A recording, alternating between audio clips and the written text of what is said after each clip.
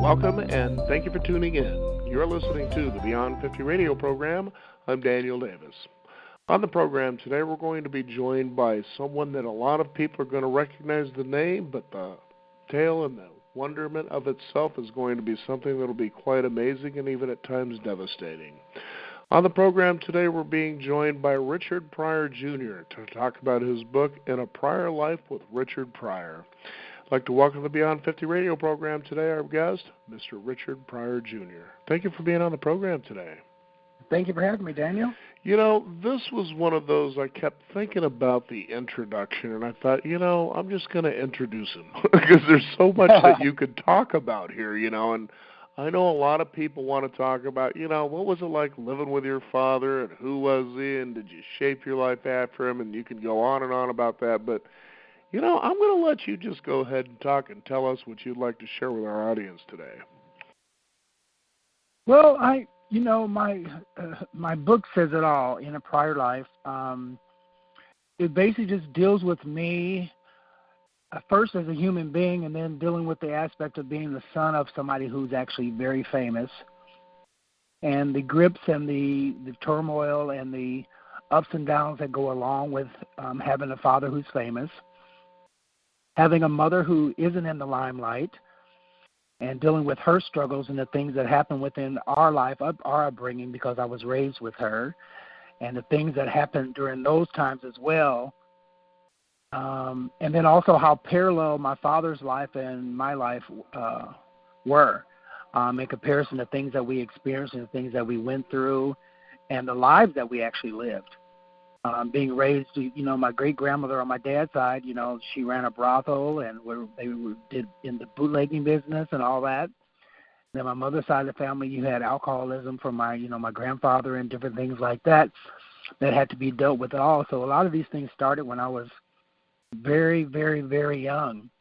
And things that most people would think that were abnormal to me were normal because that's all I knew about life.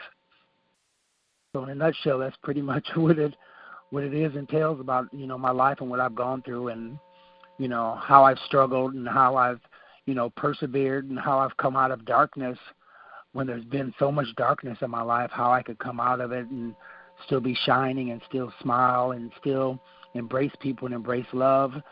And then also to show people that you can be redeemed, that you can change, that things that you've gone through and obstacles that you don't have to let them to determine your life. That you can go through step through those things and become a stronger person. I'm reminded, as you were talking about that, of the movie G.I. Jane, starring Demi Moore. And yes. I get a kick out of the scene where Viggo Mortensen, the Master Chief, says, "Remember that pain is your friend because it lets you know that you were still alive." Mm-hmm. Yeah. And, and there's no doubt about that. I think when people take a look at celebrity, we see the light, we see that side of the mirror. Unfortunately, I've been on both sides, and I realize you don't realize what these people actually do.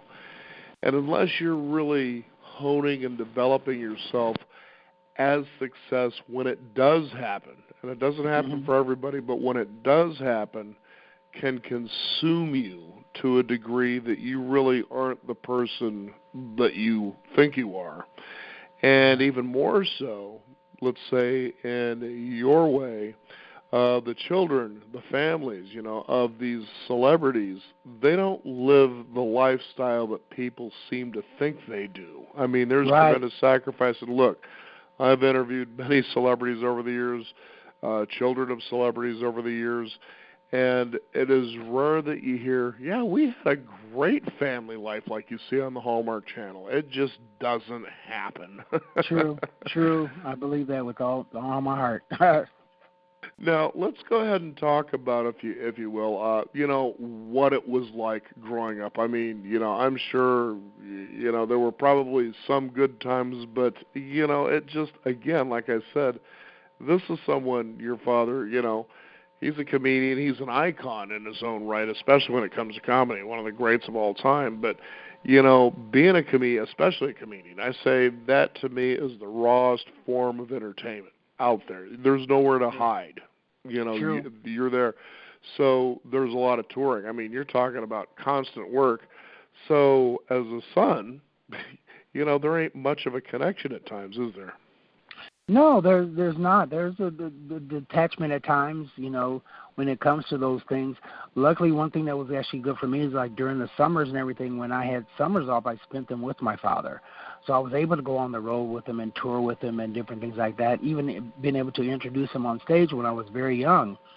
So I got a chance to see that part of his life, but that wasn't the real him.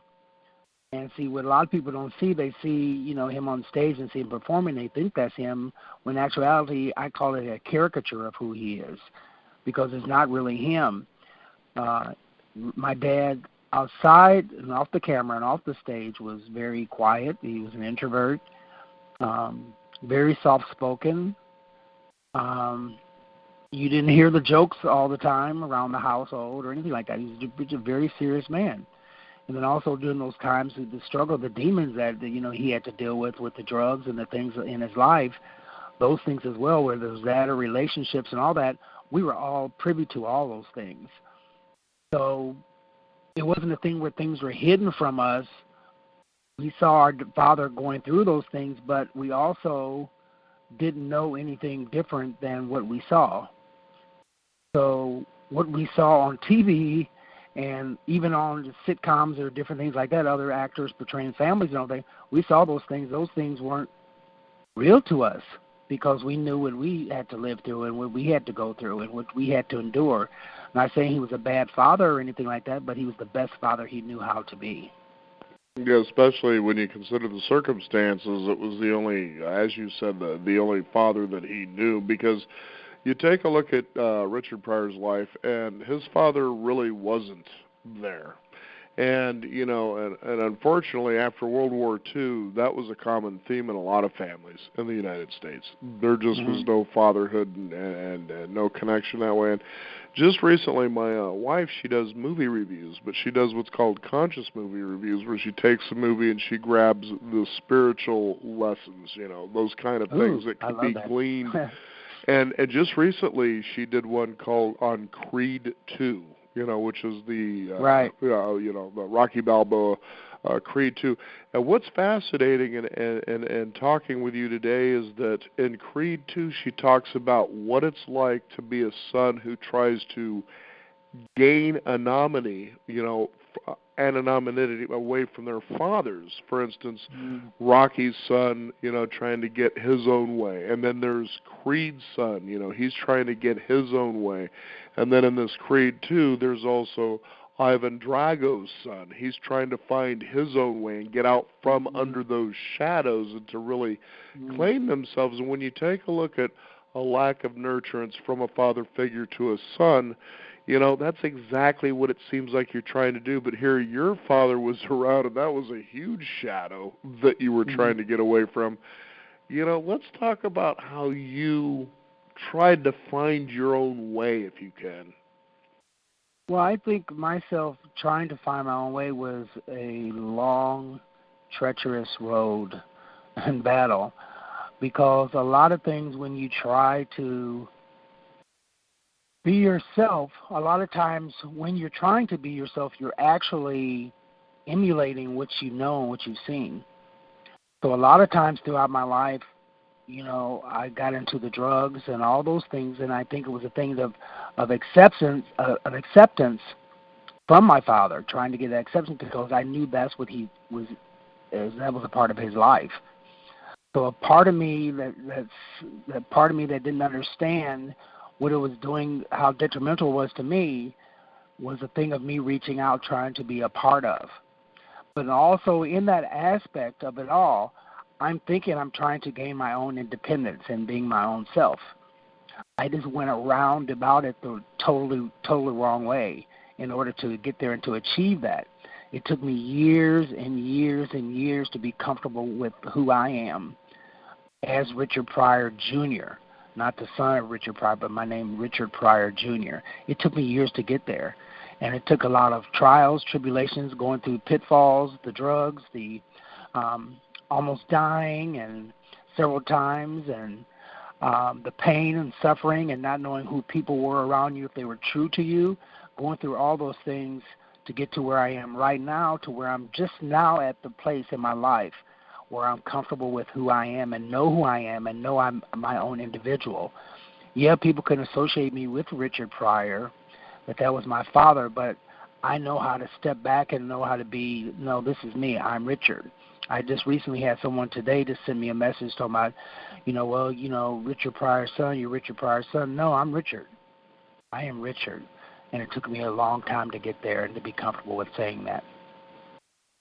Now, what do you think was the big turning point for you where you finally felt, I'm breaking free. I'm finally claiming myself. Now, I can honestly say, too, my father, I don't know that you would call him famous, but he certainly had a lot of celebrity in the town of San Pedro, California. Mm-hmm. Apparently, from what I heard, it was the largest funeral in its time in that little city's history, and I guess that's something to smile about. But, he was someone who died. I never knew who he was. And, in fact, it was in a strange relationship, whereas him and my mother were together, conceived me, and that was about the end of it. But then you learn about who this person is through others over the years, but you feel that sense of absence. And so, as you try to navigate the world and become a man, you're trying to find, what is fatherhood? What does it mean to be a man and to raise your own children? And I remember thinking, when I had children myself, my biggest goal was that they just know who I was. Mm-hmm. I don't know, to a lot of people, they go, that's it? It's like, yeah, but think about where I came from, and I'm sure to you what I'm saying makes a lot of sense, doesn't it? Oh, it makes a whole lot of sense. Mm-hmm. I totally, I get it totally. I think with me was when I got to that point was when I lost both my parents. I lost my mother in 2003 at 59. She had cancer, and then I lost my father in 2005. And I tell people this story, and they kind of look at me kind of weird. And some people get it, but most people don't. I told them, I said, my mother's death gave me life. So my mother passing, no matter how tragic it was to me and how devastating it was to me, and I never thought I could, would be alive today after losing my mother. Losing those parents of mine gave me life because it gave me a sense of freedom. Especially with my dad, I no longer felt that I had to be associated with him in that aspect of like what I want to do as far as my talents. I could finally breathe and be my own self. If I wanted to pursue performing or something, I could feel like I actually had a free road at that time to actually do it. And that's actually what I did. So it gave me, their deaths actually really gave me life to finally truly live and to be who I am today. Now, you did pursue and are still in entertainment, correct? I did what? I said you did pursue and you are in entertainment currently, correct? Yeah, correct, okay. Correct. Now, was that something because your father did it or because you really thought, this is something I'd really like to go do? Because I know sometimes people who pursue entertainment, especially comedians, they're just trying to work their stuff out, and that's the only place they know how to go do it. Mm-hmm. No, it was definitely a part of who I am. It had nothing to do, I seem to think, I say it has nothing to do with my father, but I can't say that because of the fact of what he was, an entertainer. But I think those things as far as the artistic part of him and all that stuff was actually a part of his DNA and a part of who I am because I share that DNA. So all along, even when I was at a young age, before I knew what my, father was as far as an entertainer or anything, I was performing. I was performing when I was very little, 7, 8 years old, writing plays and putting on family plays and writing scripts and putting on musical shows and all those things I was doing before I knew actually who my father was and how famous he was. So it was something that was actually a part of me and in me and bred in me. So it was there all the time. Now, I know that I guess one of your first steps as you began to kind of connect with this entertainment side of yourself is that you were lip-syncing to songs. What particular songs did you enjoy doing the most? Well, that was during the time period, I believe, when I was doing female impersonating. Did you ever swing by Portland and work at Darcel's? No, never Portland. I was mainly on the Midwest and the East Coast and everything because I was stationed in Virginia during those times. But, yeah, I was performing and doing a lot of lip-syncing songs from, like, musicals. You know, I did a lot of things from the Dreamgirls, Jennifer Holliday song, and Antonia, I'm Not Going. So I was doing a lot of those things in shows and performing and lip-syncing, and no one never knew what I was going to do when I was performing because I was very theatrical in it. So whether I had props or, you know, coming out of caskets, coming out of graves, all those kind of things I did because I loved the performing aspect of that. It wasn't just a thing of, you know, putting on a dress or women's clothing and makeup. It was the whole idea of performing and transforming yourself from who you really are to someone else, and portraying someone else totally when you were in that mode. You were totally someone else. So it was a way of being able to be something that I couldn't be on myself because the richer part of me was very quiet and shy. So me doing that was able to come out of that and be something totally different than what I was actually am. I share with people what it's like to be an entertainer. And I say, here's what it is. You get this tremendous high from being out there and being in front of people. And I like to talk more about raw entertainment when you're on stage, much like what you did, okay? Now, my level is I did some runway modeling. From time to time I might get and do an open mic, but mostly what I really like doing is getting in front of people and doing public speaking and MC work. I mean, I'm a radio show host. That's what I love to do. But what people don't understand who aren't in that level is this, and you keep saying this over and over, and I'm even reminded, for instance, of the newest movie, Bohemian Rhapsody, where they center around the life of Freddie Mercury. You see this guy out there just putting it all out there, but boy, when that curtain drops, they withdraw and they're in a corner somewhere. They just want to be left alone.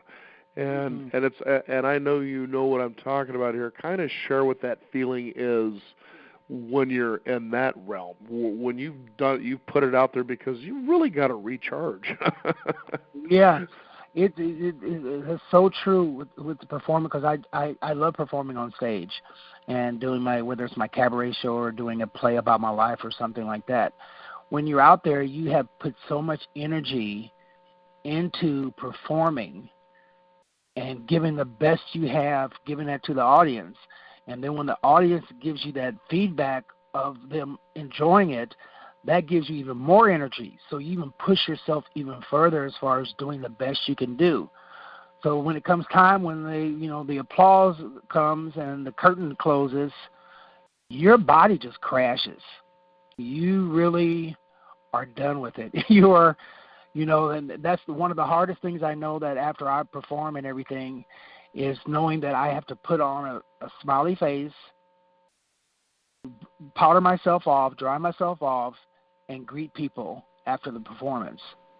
And a lot of people don't understand how draining it is, especially when you're in that aspect of the performing. You're in the after part of it, and you're greeting the people who enjoy your performance, and you're taking pictures with them, and you're smiling, you're enjoying the fact that they love you and want to be with you, and you're taking a picture with them, but you notice that the smiles, you're really having to put that smile on because you really just want to ball up in a corner, right, and just sleep and rest and not have anything to do with anybody, because you put it all on that stage. And I don't think a lot of people understand that the energy that goes into performing and being in front of people, I don't think they understand how it drains you and takes life out of you. It's like you're giving everything of you there, and you're leaving it there on that stage.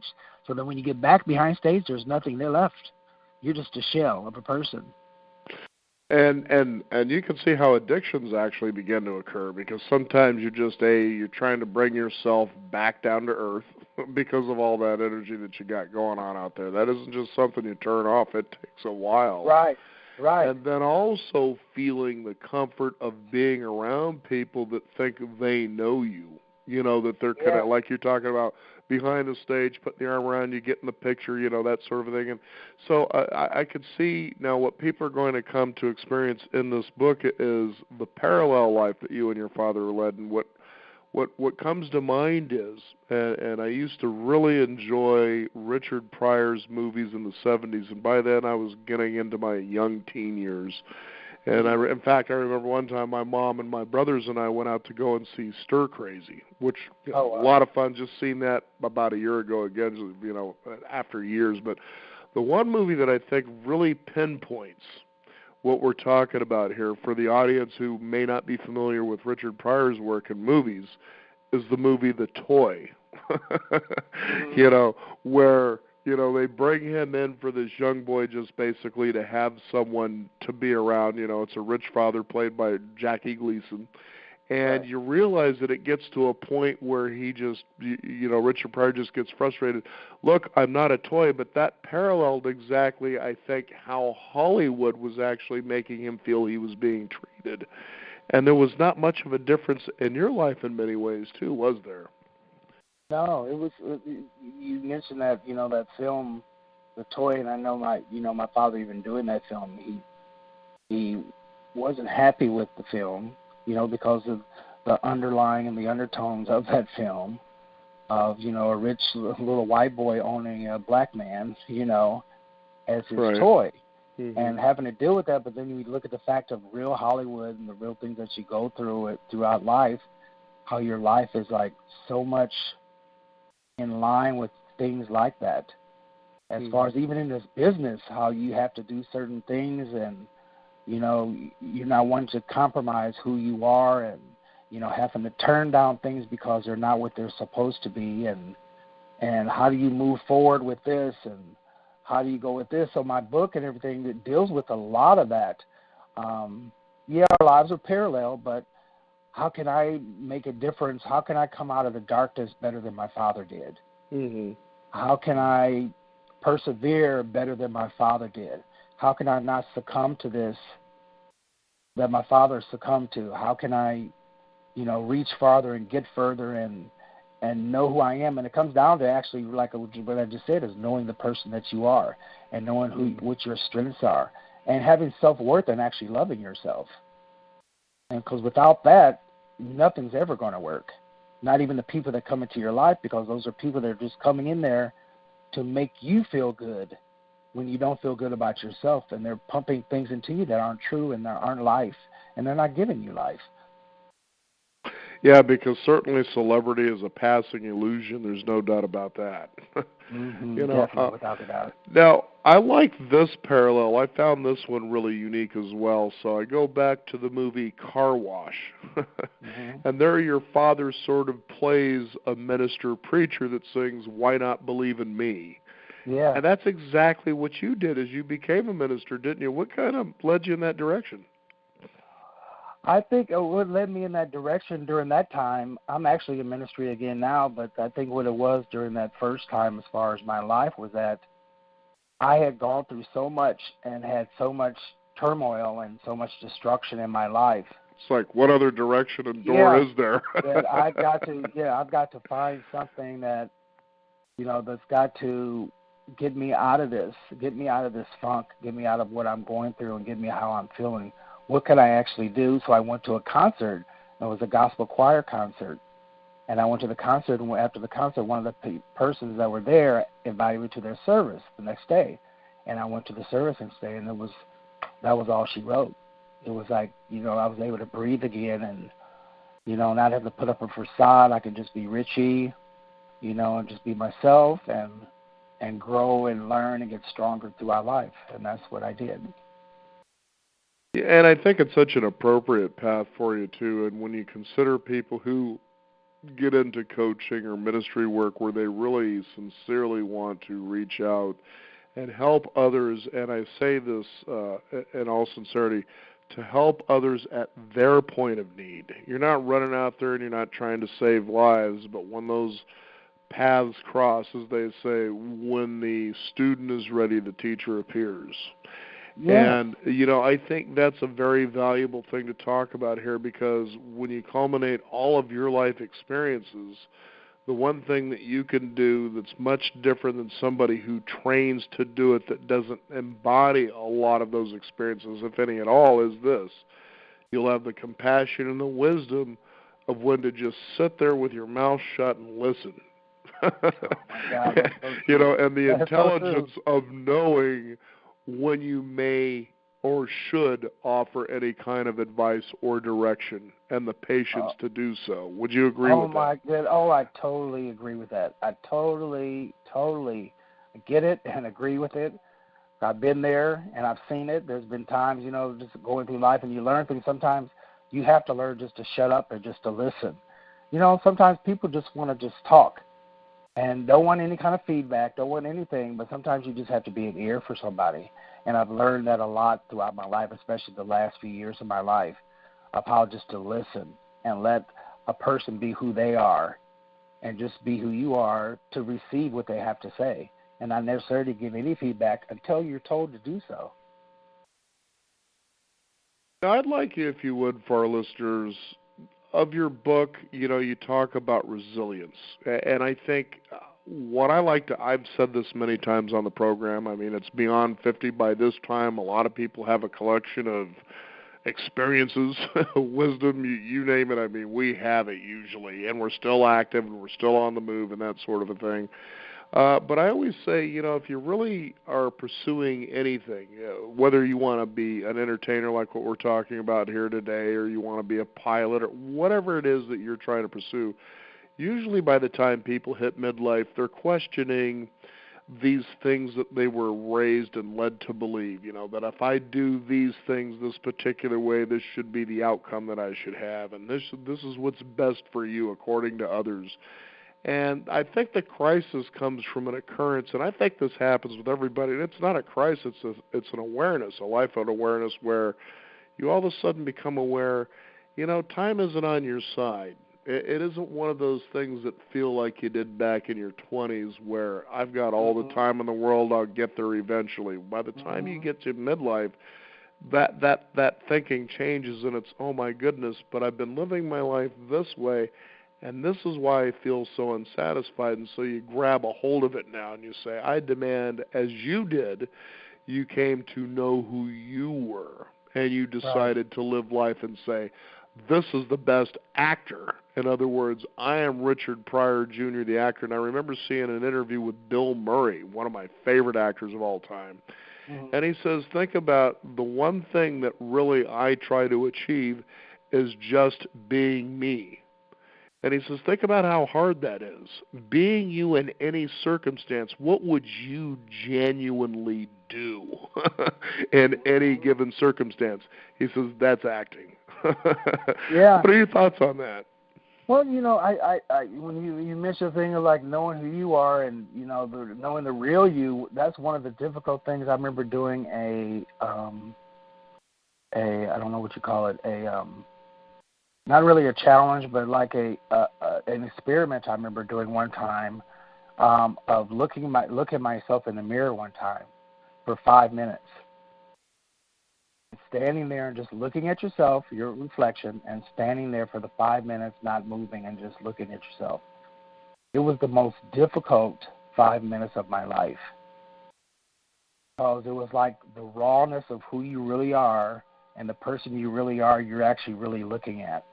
You're looking at the person who's vulnerable, the person who doesn't care for themselves, who doesn't feel their worth and know their worth or anything like that. All those things came to me, and that was a turning point in my life as far as being able to see that. And then after that minute, after I realized what I was looking at and the pain I was feeling for that, how can I turn this around? How can I love that reflection that I'm looking at? What do I have to do to change that perspective that I have on myself? And because a lot of that perspective is gained through what others tell you that is. Others tell you that it is, right. Mm-hmm. And having to break those walls down now and say, no, I'm worth this. I'm worth feeling good. I'm worth feeling that that I can accomplish anything. I'm worth feeling that I am important. And those were the things that I had to break down and realize, oh, my God, I want to breathe again. I want to love who I am.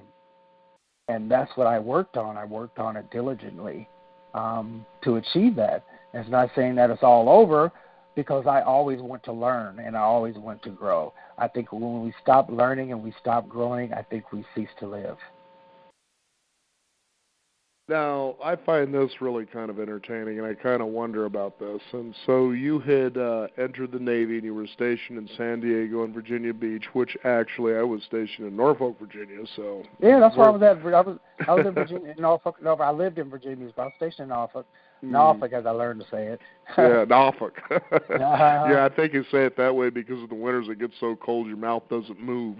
Yeah. But here's what I find, and I wonder if this is why you became inspired to originally start dressing in drag, is because you were stationed in Scotland and they like to wear kilts.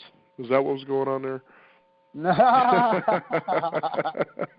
No, but what's funny though, that's the first place I ever lip synced at, was in Scotland. We were in Edinburgh, and I remember us being there, and I remember going to the bar, and that song came on from Dreamgirls, and I just started lip syncing it.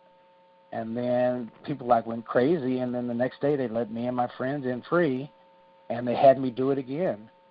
And when we got back to the States, I went to the bars and said, let me enter this show and see what I can do. Yeah. Yeah, because it's also interesting, too, over in Europe, in that area there, they don't celebrate celebrity as much as we do here in America. So they probably did they really know who you were when you were in Scotland? They knew, not the first night they didn't. The second night they knew. Some of them, knew because they were aware of my dad, because I think during that time he was filming, Superman 3 or something like that. So he was pretty popular. He was one of the highest paid entertainers during that time period. So they knew after the first night, but they didn't know the first night or anything like that. Because those are things I pretty much kept quiet about, unless a friend told somebody or something of that nature, because I had learned over years and time that, people treat you differently when they find out your full name than just knowing you as Richard.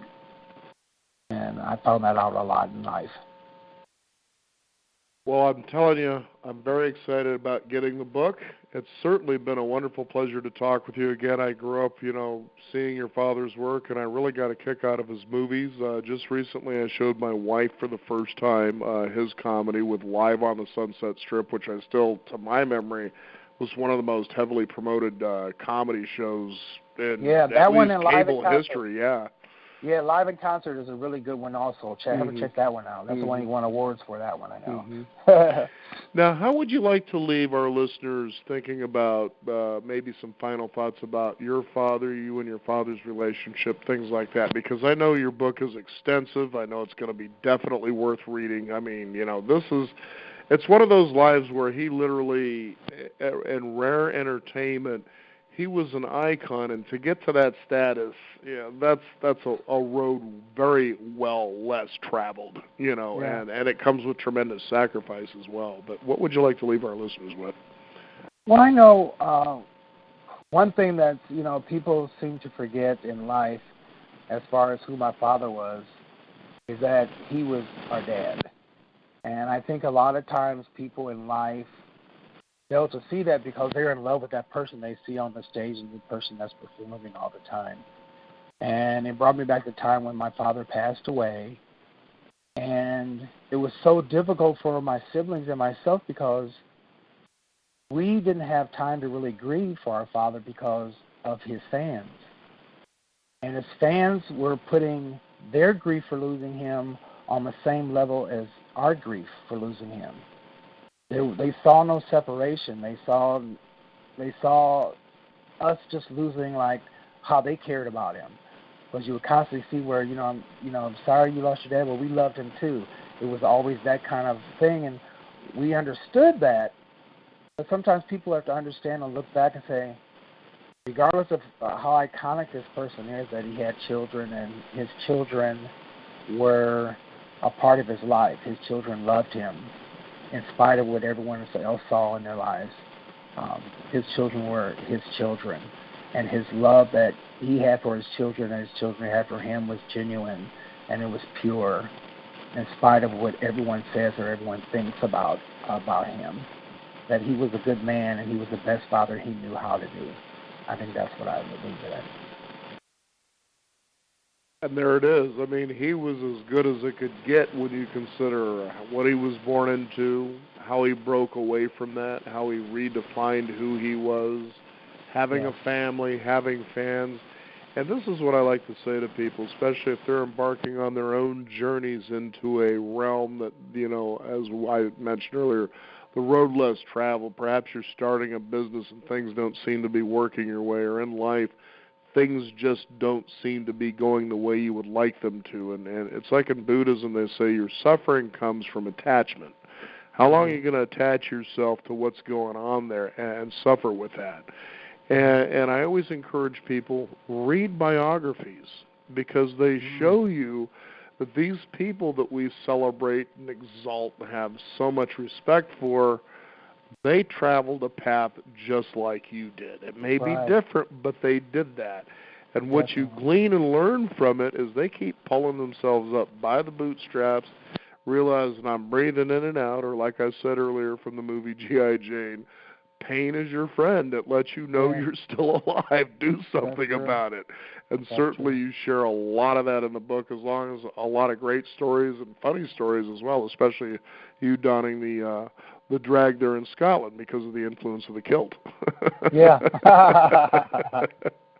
I want to thank you so much for being on the Beyond 50 radio program. Is there a website, or how can people find out about how to get the book and what you're up to, things like that? Yeah. Well, right now my main focus is my book. I'm ready to start like a little mini tour in my hometown of Peoria, Illinois, and go to places I've lived and everything as far as doing book signings.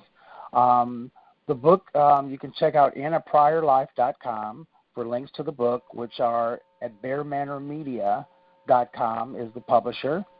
Or you can check out Amazon for the hardcover, softcover, or Kindle as well on those.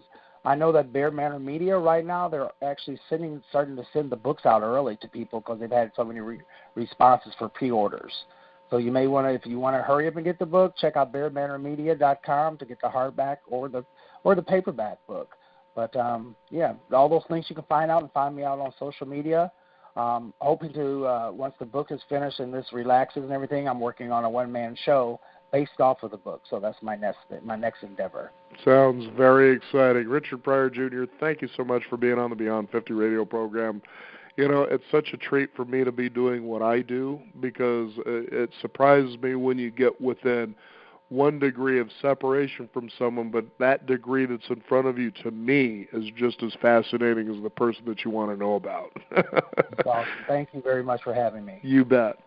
Okay. We want to thank you, the listeners out there, for joining us. You can discover more at beyond50radio.com. That is the number 50. We do encourage you to sign up for our weekly e-newsletter and keep up to date with what's going on in the world of Beyond 50, as well as our upcoming shows. I'm Daniel Davis. Thank you for joining us. This is the Beyond 50 radio program, and remember, live your day past halfway.